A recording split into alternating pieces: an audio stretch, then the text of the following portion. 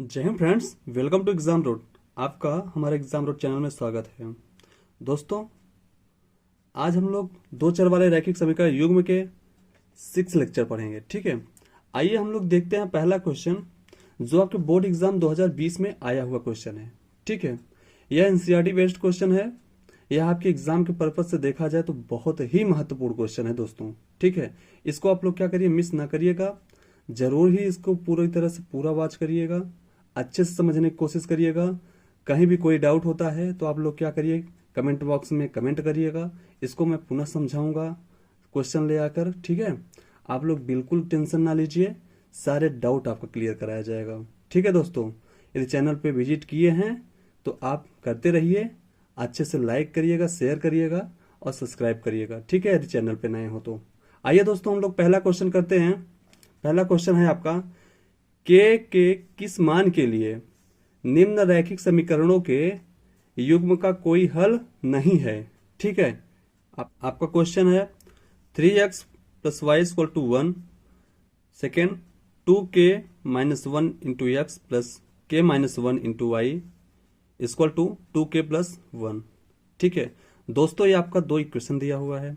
इसको हम लोगों को क्या करना है, सॉल्व करना है। इसमें k का वो मान बताना है जो क्या है, रैखिक समीकरणों के युग्म का क्या है, हल नहीं है। ठीक है, यही आपको बताना है। चलिए आइए हम लोग क्या करते हैं, सॉल्व करते हैं। दिया गया रैखिक समीकरणों का युग्म कौन सा है, पहला x 3x plus y equal to 1। ठीक है, मैंने उतार लिया, कॉपी कर लिया सेम टू सेम। उसके बाद इसको मैं सॉल्व करूंगा। कैसे सॉल्व करूंगा, इसमें बस इतना ही करना है कि 1 को क्या करेंगे, बराबर की इधर ला लेंगे। ठीक है, आइए देखते हैं। 3x प्लस वाई माइनस 1 हो जाएगा, क्योंकि इधर प्लस है, इधर आएगा तो माइनस हो जाएगा, इक्वल टू 0। इसको हम इक्वेशन फर्स्ट बना लेंगे। ठीक है, यानी आपका पहला समीकरण हो गया। तथा अब देखिए, हम दूसरा इक्वेशन उतार लिए, सेम टू सेम कॉपी कर लिया। ठीक है, अब हम क्या करेंगे, इसको सॉल्व करेंगे। अब इसमें 2k माइनस 1 को ऐसे ही लिखा, इंटू एक्स है, एक्स लिख दिया, प्लस करके k माइनस 1 इंटू वाई, तो k माइनस 1 इंटू वाई मैंने सेम टू सेम लिख दिया। अब ये जो इधर दिया गया है 2k प्लस 1, इसको भी क्या करेंगे, हम लोग बराबर की इधर ला लेंगे। ठीक है, हम लोग का यही रहता है कि जो बराबर की उधर की वैल्यू होती है उसको हमको क्या करना है, 0 करना है। ध्यान दीजिएगा, हमारा कोशिश बस इतना ही रहेगा कि हम लोग क्या करेंगे, बराबर की उधर की वैल्यू की क्या करेंगे, 0 करेंगे। बस जितना भी उधर कोई भी जितने भी चर हैं, अचर हैं, ठीक है, सबको हम लोग क्या करेंगे, इधर ला लेंगे, बराबर के इस तरफ, लेफ्ट हैंड साइड में। ठीक है, अब देखिए, अब 2k प्लस 1 को मैंने ब्रैकेट में रख के इधर लाया तो क्या हुआ, ब्रैकेट के बाहर माइनस हो गया, क्योंकि यहाँ ब्रैकेट के बाहर प्लस रहेगा, इधर आएगा तो माइनस हो जाएगा। ठीक है, और 2k plus 1 same to same बना रहेगा, इक्वल टू 0। ये इक्वेशन हम समीकरण 2 बना लिए। ठीक है, इक्वेशन सेकेंड। अब समीकरण 1 की तुलना व्यापक समीकरण a1x plus b1y plus c1 equal to 0 से क्या करेंगे, तुलना करने पर। ठीक है, करना है। ठीक है, आइए देखते हैं। अब देखिए, समीकरण 1 की बात कर रहा है। समीकरण 1 क्या है, 3x plus y minus 1 equal to 0। अब देखिए यहाँ पे व्यापक समीकरण a1x है, a1x। अब यहाँ x के साथ क्या लगा हुआ है, a1 लगा हुआ है। ठीक है, a1 लगा हुआ है, तो यहाँ x के साथ 3 लगा हुआ है, यानी a1 की वैल्यू क्या है, 3 है। तो हम यहाँ क्या करेंगे, a1 बराबर 3 लिख दिया। ठीक है, अब देखिए यहाँ b1y है, y के साथ क्या लगा हुआ है, b1। यहाँ y के साथ क्या लगा हुआ है, यहाँ पे कुछ नहीं दिख रहा है। जब कुछ नहीं होता है तो वहां पे 1 माना जाता है, तो यहाँ पे 1 हम लिख लेंगे। ठीक है, b1 इक्वल टू 1। उसके बाद आपका c1 है, c1 की जगह पर क्या लिखा है, -1। ठीक है, यहाँ -1 है, तो हम क्या करेंगे, -1 ले लेंगे, c1 बराबर -1। अब हम यहाँ पे क्या कर सकते हैं, यहाँ प्लस लगा के माइनस हमको यहाँ पे लिखना पड़ेगा ब्रैकेट में, तो वो ज्यादा सही रहेगा। ठीक है, अब इसको हम लोग आराम से समझ सकते हैं कि ये ऐसा कुछ है, क्योंकि ब्रैकेट टूटेगा तो ये क्या होगा, प्लस माइनस मल्टीप्लाई माइनस हो जाएगा, मतलब वही निकलने वाला है। ठीक है, -1 ही रहेगा फिर। ठीक है, इसलिए c1 की वैल्यू मैंने क्या माना, -1। ठीक है, ये तुलना करने पर मुझे इतना वैल्यू मिल गया। अब यही चीज हम क्या करेंगे, समीकरण 2 में करेंगे। ठीक है, समीकरण 2 से अब देखिए इसमें क्या कर रहा है, समीकरण 2 की तुलना व्यापक समीकरण a2x plus b2y plus c2 equal to 0 से तुलना करने पर। अब a2, अब यहाँ पे a2 इंटू एक्स है। अब x के साथ क्या लगा है a2, a2 का मतलब क्या होगा, अब x के साथ क्या लगा है a2, तो यहाँ पे देखिए a2 एक्स के साथ क्या लगा हुआ है 2k माइनस 1, तब यहाँ पे क्या करेंगे 2k माइनस 1, क्योंकि a2 की वैल्यू क्या होगी 2k माइनस 1। ठीक है, यह चीज b में देखेंगे। अब y के साथ क्या लगा हुआ है b2, अब यहाँ y के साथ क्या लगा हुआ है k माइनस 1, तो हम क्या करेंगे b2 बराबर k माइनस 1।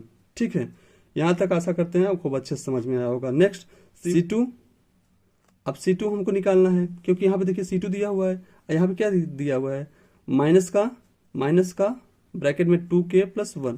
ठीक है, अब हम c2 की वैल्यू क्या लिखेंगे माइनस 2k प्लस 1। अब वही चीज यहाँ पर भी जो यहाँ पे किए हैं वही चीज यहाँ पर भी कर सकते हैं, यहाँ प्लस लगा लीजिए और ब्रैकेट में इसको रख सकते हैं बड़ा ब्रैकेट में। ठीक है, इसको रख सकते हैं यहाँ प्लस लगा के। ठीक है, यहाँ तक किसी कोई दिक्कत नहीं होगी। ठीक है, आशा करते हैं। आइए देखते हैं नेक्स्ट स्टेप में आप लोग समझने की कोशिश करिएगा।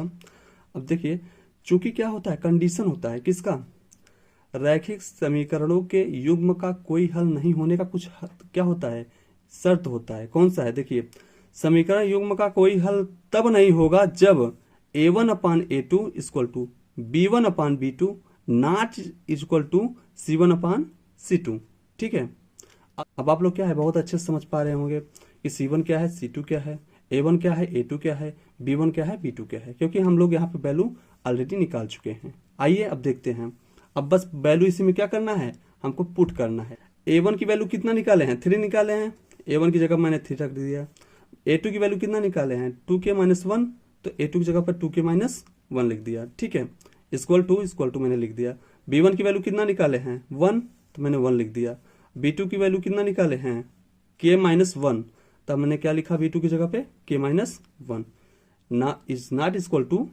ठीक है, क्या c1 की वैल्यू कितना है, c1 की वैल्यू कितना निकाले -1, तो -1 लिख दिया।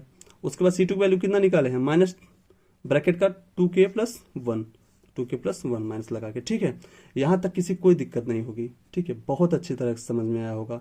आइए हम लोग नेक्स्ट स्टेप देखते हैं। नेक्स्ट स्टेप, ठीक है, अब देखिए प्रथम दो भाग लेने पर, देखिए जब ये नॉट इक्वल टू है, ठीक है, इन दो वैल्यू आपस में बराबर हैं और इन दो वैल्यूओं के बराबर क्या है ये वैल्यू नहीं है, तो हम क्या करेंगे इसको नहीं लेंगे, इसको हम क्या करेंगे छोड़ देंगे। हमको इन्हीं से मतलब है, इन दोनों से। अब इन दोनों को सॉल्व करके हम के का मान निकालेंगे। वही के का मान क्या होगा, युग्म का कोई हल नहीं होगा। जो रैखिक समीकरण युग्म दिया गया है उसका कोई हल नहीं होगा। यहाँ पे केवल चर के है, तो हमको के का मान प्राप्त हो जाएगा। उससे हमको क्या होगा, के का मान हम आसानी से बता सकते हैं, क्योंकि क्वेश्चन में पूछा गया है क्या के किन मान के लिए निम्नलिखित रैखिक समीकरणों के युग्म का कोई हल नहीं होगा, तो हम आसानी से बता सकते हैं कौन सा के का मान है। ठीक है, आइए हम लोग सॉल्व करते हैं। उतार लिया मैंने 3/2k minus 1 equal to 1/k minus 1, मैंने सेम टू सेम कॉपी कर लिया। ठीक है, अब देखिए, अब इसका हम मल्टीप्लाई इसमें करते हैं तिर्यक, इसका मल्टीप्लाई हम लोग इसमें करते हैं। ठीक है, तिर्यक, इसमें किसी को कोई दिक्कत नहीं हुई होगी। ठीक है, आशा करते हैं। आगे देखिए, अब देखिए तिर्यक मल्टीप्लाई करने पे इसका मल्टीप्लाई होगा 3 ब्रैकेट का k माइनस 1 सेम उतार दिया। ठीक है, इक्वल टू 1 में जब क्या है 2k माइनस 1 का मल्टीप्लाई करेंगे तो 1 इंटू 2k माइनस 1 हो जाएगा। ठीक है, ब्रैकेट में ऐसे मैंने लिख दिया। अब आगे देखिए, अब 3 का जब अंदर मल्टीप्लाई करेंगे ब्रैकेट तोड़ के तो 3k हो जाएगा, फिर 3 का -1 में करेंगे तो क्या होगा -3 हो जाएगा, इक्वल टू 1 का जब 2k में करेंगे तो 2k होगा। उसके बाद जब 1 का 1 में करेंगे तो क्या होगा 1 ही होगा। ठीक है, माइनस चिन्ह था माइनस लगा दिया। ओके, अब आगे देखिए नेक्स्ट स्टेप। अब देखिए के का वैल्यू क्या करेंगे एक तरफ कर लेंगे और जो आपका नंबर है वो अलग एक तरफ कर लेंगे। ठीक है, अब 2k इधर से इधर आएगा तो 3k माइनस 2k हो जाएगा, क्योंकि इधर प्लस इधर आएगा तो माइनस हो जाएगा। अब -3 इधर है, उधर जाएगा तो क्या होगा प्लस हो जाएगा, तो -1 पहले ही लिखा हुआ है, और ये जब -3 इधर आएगा तो क्या होगा +3 हो जाएगा। ठीक है, अब देखिए 3k में से 2k निकलेगा तो k बचेगा। उसके बाद -1 में +3 जब ऐड करेंगे तो क्या होगा प्लस का 2 बचेगा। ठीक है, अतः k का मान कितना आया 2 आया। ठीक है, यही का आपसे क्वेश्चन पूछ रहा था। क्वेश्चन आपसे क्या पूछा गया था, k के किस मान के लिए निम्न रैखिक समीकरणों के युग्म का कोई हल नहीं होगा। तो k का कौन सा मान आया 2। ठीक है, आपने निकाला k का 2 मान। ठीक है, जो आपका क्या है रैखिक समीकरणों के युग्म का कोई हल नहीं है। यही आपका क्या है आपका आंसर आया। ओके, आई होप कि आपको बहुत अच्छे से क्वेश्चन समझ में आया होगा। यदि आपको कोई दिक्कत आ रही है तो एक बार आप वीडियो रिपीट करके जरूर देखिएगा, ठीक है। बाकी और भी दिक्कत आ रही है, कहीं नहीं समझ में आ रहा है, वो डाउट नहीं क्लियर हो पा रहा है, तो आप कमेंट करिएगा, आपको पुनः ये क्वेश्चन बताया जाएगा। इससे रिलेटेड एक दो क्वेश्चन और लेकर आएंगे, आपको बहुत अच्छी तरह से समझाएंगे, ठीक है दोस्तों। आप लोग बिल्कुल टेंशन ना लीजिएगा। चलिए हम लोग देखते हैं नेक्स्ट क्वेश्चन, जो 2020 के बोर्ड एग्जाम में आया हुआ क्वेश्चन है, ठीक है दोस्तों। आइए क्वेश्चन नंबर 2, के किस मान के लिए निम्नलिखित रैखिक समीकरणों के युग्म के अपरिवर्तित रूप से अनेक हल होंगे। अब यहाँ पूछ रहा है अपरिवर्तित रूप से अनेक हल होंगे, यानी अब हल पूछ रहा है, ठीक है। होने के लिए कौन सा अनेक रूप होगा अपरिवर्तित रूप से, ठीक है। तो अब हमको बताना है, ठीक है। तो क्या करते हैं, सॉल्व करते हैं। देखिए k x plus 3y equal to k minus 3, ठीक है, पहला हो गया। दूसरा क्या है equation, 12x plus k y equal to k, ठीक है, ये सेकेंड इक्वेशन है। आपका दोनों इक्वेशन दिया हुआ है। अब हम लोग क्या लिखेंगे कि क्या दिया गया रैखिक समीकरण युग्म क्या है, पहला k x plus 3y equal to k minus 3, ठीक है। अब हम इसको क्या करेंगे, इसको बराबर के इधर लाएंगे, ठीक है। हम लोग पहले क्या करेंगे, बराबर के इधर लाएंगे इक्वेशन बनाने के लिए। तो क्या होगा, के एक्स सेम टू सेम उतार लिया, फिर 3y वो भी उतार लिया। उसके बाद के माइनस 3 को जब इधर लाएंगे तो क्या करेंगे, ब्रैकेट में रख के लाएंगे, क्योंकि इसके पहले क्या है, कोई चिन्ह नहीं है, ठीक है। इसके पहले कोई चिन्ह नहीं होगा तो क्या होगा, इधर आएगा तो क्या होगा, माइनस हो जाएगा, क्योंकि इधर प्लस रहेगा तो इधर आएगा तो माइनस हो जाएगा। तो इसीलिए हम क्या करेंगे, इसको इधर लाएंगे। अब देखिए हम लोग इधर जब लाएंगे तो क्या होगा, माइनस हो जाएगा। जब वो माइनस हो जाएगा तो क्या करेंगे, तो अब जैसे मान लीजिए माइनस के माइनस 3 हो जाएगा, यदि ये वैल्यू इधर आया तो, ठीक है। बराबर के यदि इधर आएगा तो माइनस के माइनस 3 हो जाएगा, ठीक है। अब क्या करें, अब हम इसको यदि ब्रैकेट तोड़ेंगे तो माइनस के हो जाएगा, ये माइनस माइनस क्या होगा, प्लस हो जाएगा, तो 3 हो जाएगा, ठीक है। तो वही चीज हम क्या किए हैं, +3 को ऐसे लिख दिए हैं, माइनस के को उसके बाद लिखे हैं, ठीक है। थोड़ा स्टार्ट कर दिए हैं, ठीक है। यहाँ पे आप लोग थोड़ा कोशिश करिएगा समझने का। मैंने क्या किया है, स्टार्ट कर दिया है इसको, इक्वल टू 0, इसको मैंने क्या किया, इक्वेशन 1 बना लिया, ओके। आइए, तथा सेकेंड स्टेप जो दिया गया है 12x plus k y equal to k, ठीक है। अब इसमें देखिएगा मैंने सेम टू सेम कॉपी कर लिया, 12x plus k y equal to के, मैंने सेम टू सेम कॉपी कर लिया। अब हम के उठा लाएंगे इस पर, ठीक है, इस तरफ उठा लाएंगे। अब देखिए 12x को मैंने ऐसे लिखा, के वाई को भी मैंने ऐसे लिखा, के इधर प्लस में इधर आएगा तो माइनस के होगा, इक्वल टू 0, इक्वेशन सेकंड बना लिया, ठीक है। यहां तक किसी को कोई दिक्कत नहीं होगी, ऐसा करते हैं। आइए अब देखिए समीकरण एक की तुलना व्यापक समीकरण a1x plus b1y plus c1 equal to 0 से करने पर, अब देखिए दोस्तों समीकरण आपका एक दिया हुआ है, समीकरण आपका एक क्या दिया हुआ है, के x plus 3y plus 3 minus के इक्वल टू 0, ये इक्वेशन फर्स्ट जो कि मैंने बनाया, ठीक है। अब हम क्या करेंगे, तुलना करेंगे व्यापक समीकरण से, तो यक्स हटा देंगे, बचेगा के, यहाँ बचेगा a1, यानी a1 इक्वल टू के आ गया, ठीक है। अब देखिए यहाँ पे b1 इंटू वाई है, अब यहाँ पे क्या है 3 इंटू वाई है ना, तो यहाँ पे 3 बराबर b1 होगा, ठीक है, यानी b1 इक्वल टू 3 आ गया, क्योंकि y से y क्या होगा, कट हो जाएगा, यहाँ b1 बचेगा, यहाँ 3 बचेगा, मैंने उतार दिया इसको इक्वल करके, ठीक है। अब यहाँ c1 इक्वल टू क्या होगा 3 माइनस के, क्योंकि c1 की जगह पे क्या है 3 माइनस के, मैंने ये लिख दिया।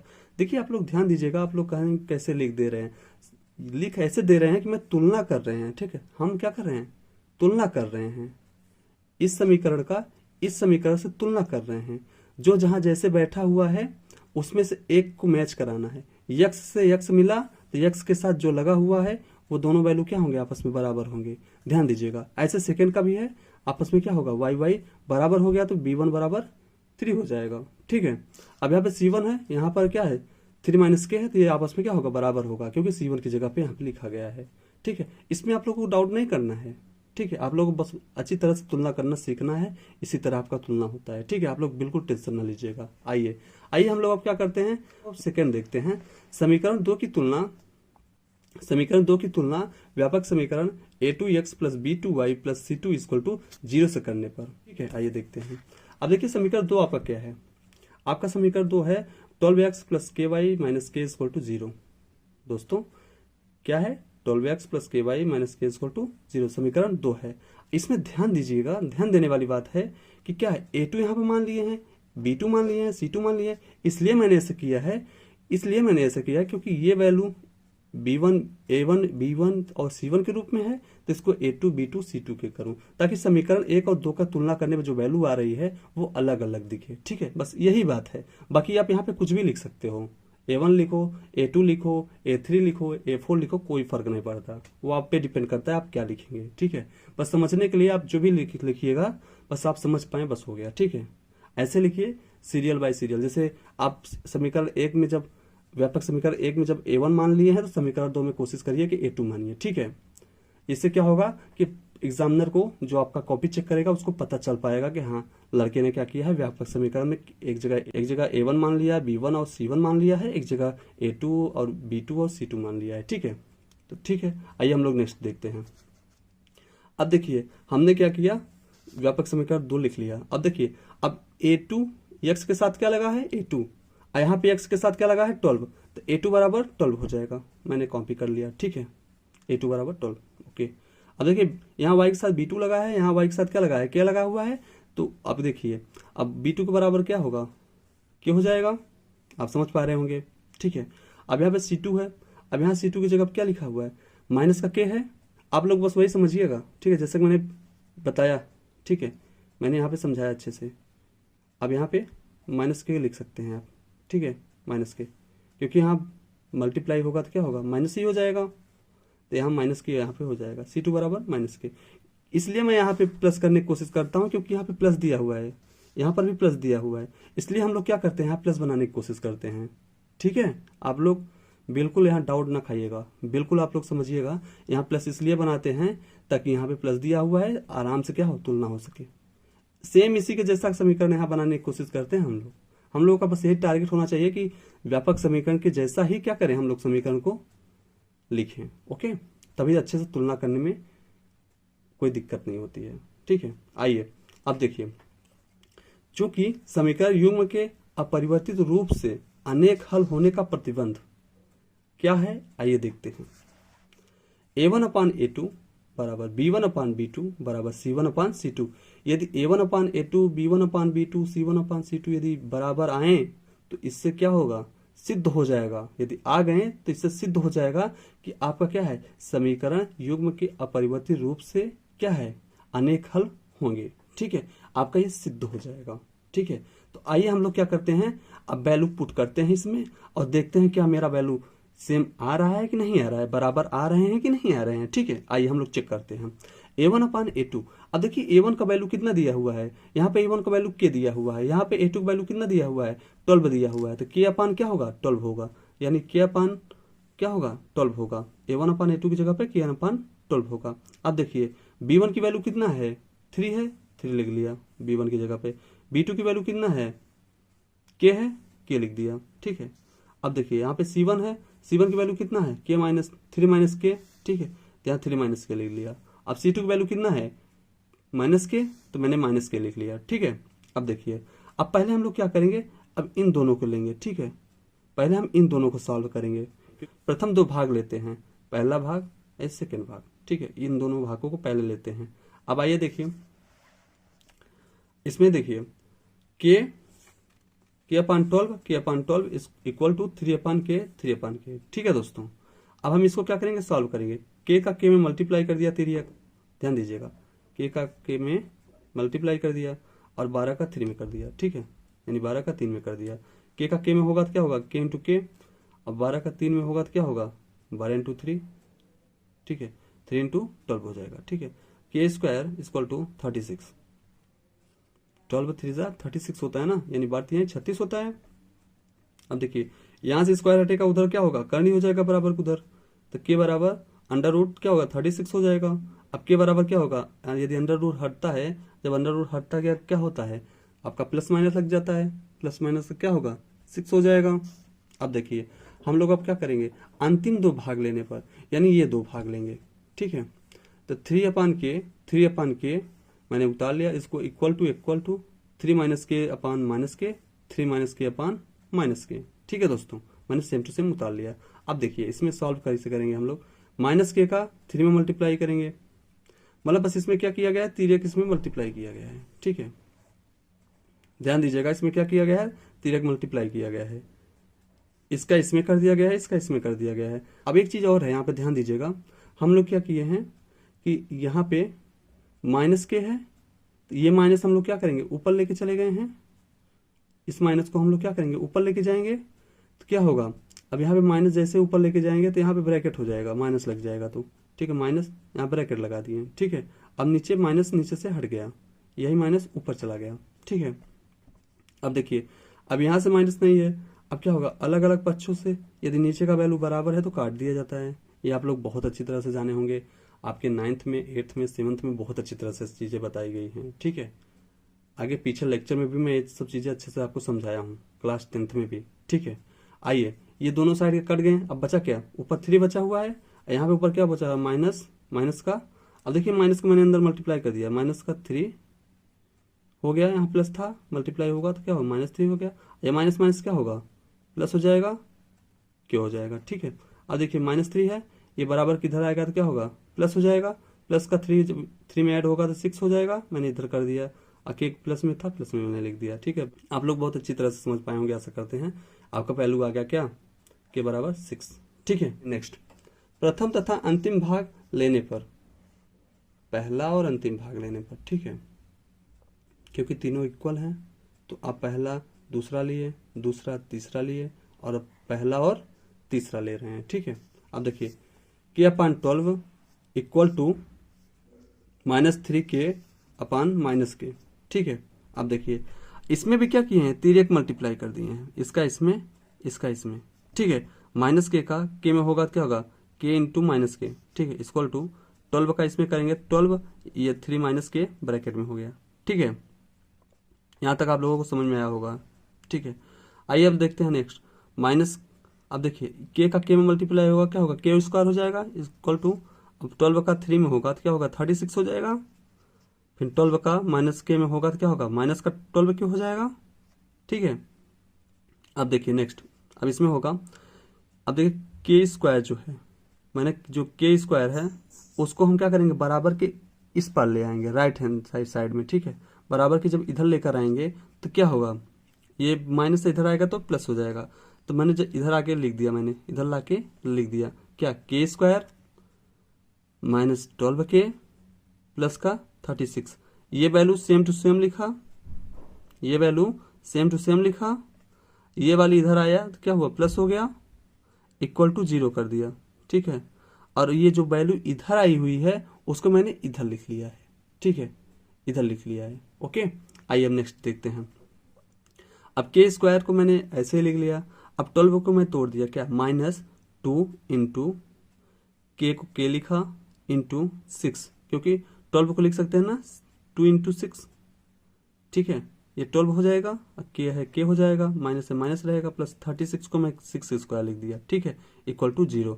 अब आप लोग जानते होंगे क्या, a square -2ab plus b square, चूंकि फार्मूला होता है क्या, a माइनस बी का होल स्क्वायर बराबर क्या होता है, a स्क्वायर -2 into a into b plus b का होल स्क्वायर, ये फार्मूला होता है दोस्तों, ठीक है। तो इसी बेस्ड पे हम क्या गए हैं, इसको तोड़े हैं, ठीक है, इस समीकरण को तोड़ के यहाँ पे लिखे हैं, कैसे, k का स्क्वायर -2, ठीक है, 2 इंटू a की वैल्यू क्या है, a पहला होता है, a लिख दिया, इंटू b की वैल्यू 6 है, 12 बनाने के लिए 2 में 6 का मल्टीप्लाई करेंगे, फिर यही जो b की वैल्यू है उसी का स्क्वायर कर दिया गया है, तो मैंने प्लस करके उसी का स्क्वायर कर दिया, ठीक है, इक्वल टू 0 कर दिया। अब देखिए ये इस रूप में लिखा हुआ है, यहाँ पे a, यहाँ b है, तो a माइनस बी का होल स्क्वायर लिख सकते हैं, नहीं लिख सकते हैं इस रूप में, बस वही चीज यहाँ पे किया गया है, क्या कि k -6 का होल स्क्वायर कर दिया, इक्वल टू 0। अब देखिए k-6 को मैंने ऐसे लिखा, स्क्वायर उधर जाएगा तो क्या होगा, रूट हो जाएगा। 0 पे रूट लगेगा तो उसका कोई फर्क नहीं पड़ेगा। जीरो को वर्गमूल निकालेंगे तो उसका कोई फर्क नहीं पड़ेगा, 0 का 0 ही रहेगा। आपका फाइनल आंसर क्या आ रहा है, k बराबर 6 आ गया। ठीक है, अतः आप लोग देख रहे हैं कि आपका पहली वैल्यू भी क्या आई, k बराबर +-6। ठीक है, दूसरी वैल्यू आपकी 6 आई, तीसरी भी वैल्यू क्या आई, 6 आई, यानी तीनों वैल्यू क्या आई, सेम आई। ठीक है, यानी तीनों क्या हुई, बराबर वैल्यू आई। आपका यहाँ पे क्या है, बराबर भी दिया हुआ है तीनों। ठीक है, समझ पा रहे होंगे आप लोग, तीनों क्या है, वैल्यू बराबर आए। यहाँ पर भी आंसर आपका क्या है, तीनों बराबर आया, 6 6 6। उपर्युक्त तीनों दशाओं में केवल k बराबर 6 ही आया है, जैसा कि आप लोगों ने देखा। अतः दिए गए समीकरण युग्म के अपरिवर्तित रूप से अनेक हल होंगे, आप कह सकते हैं। यदि वीडियो पसंद आई तो दोस्तों इसको लाइक करिएगा, चैनल पे यदि नए हों तो सब्सक्राइब करिएगा। इस तरह का वीडियो आपको हर रोज एग्जाम रोड चैनल पे मिलता रहेगा। दोस्तों आप लोग बिल्कुल चैनल पे विजिट करते रहिए, खूब देखिए, खूब सीखिए। ठीक है, और दबा के लाइक करिए, शेयर करिए, सब्सक्राइब करिएगा। ठीक है, मिलते हैं दोस्तों नेक्स्ट वीडियो में। तब तक के लिए जय हिंद, जय भारत।